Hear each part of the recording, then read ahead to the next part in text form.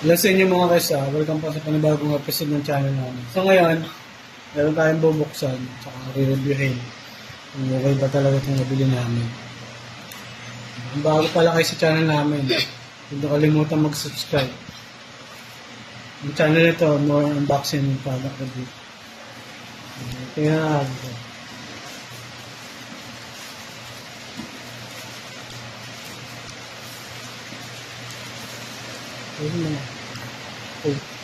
Kung naghahanap kayo ng scratch resistance na frying pan, so Vibe ng brand nito. So easy to clean, stainless steel, tsaka non-stick siya. Ayun o. Kasi yung nabili namin may coated eh. Kaya kadiri na, puro bitak na eh. Kaya naisip namin, mas maganda stainless steel yung gamitin natin. So, quality yan. Napansin nyo, meron pa siyang free na bag. So, ito yung handle. Free na bag. 26 cm yung paneta sukat dito.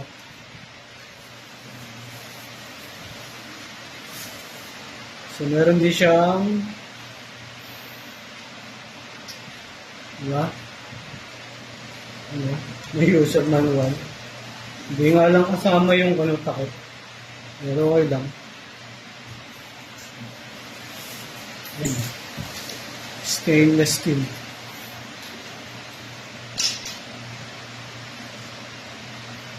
Ito, kahit saan pwede ito. Induction. Ito.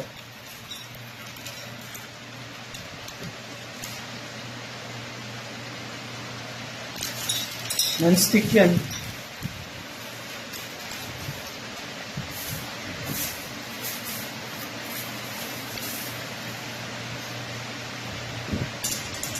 Tatanggalin lang natin to.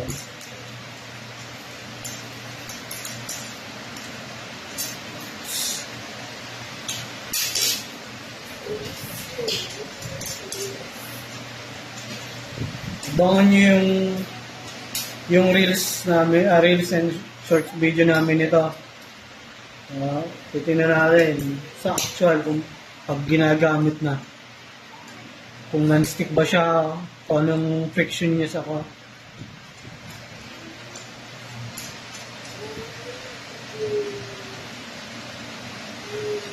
So yung masasabi ko dito, yung honest review ko dito, makapal siya. Tsaka madulas.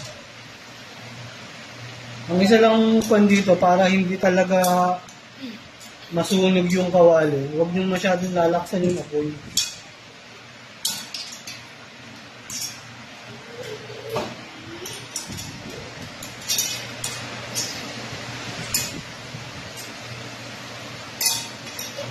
Tsaka hindi siya masyadong mabigat, sakto lang.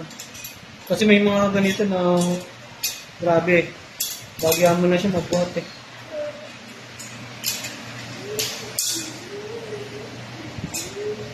Hindi masyado higpitan, baka malustrate naman.